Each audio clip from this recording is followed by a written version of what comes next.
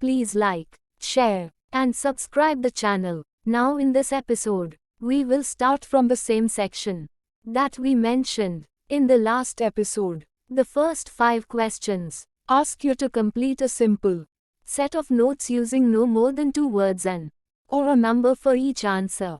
The information to listen out for is straightforward. The time a train arrives, the number of a bus to take. In the next 5 questions, you complete a table that is partially filled with the costs of several travel fares. Using just one word or a number, the task is to fill in the blanks. This is testing your ability to understand the information in an everyday social context. Section 2 is always a monologue. It is a kind of semi-formal, informative talk given in a work, educational, or recreational context. The level of difficulty is still low. Do not worry about the speed and fluency. The important trick here is divide and conquer. The recording divides questions into groups.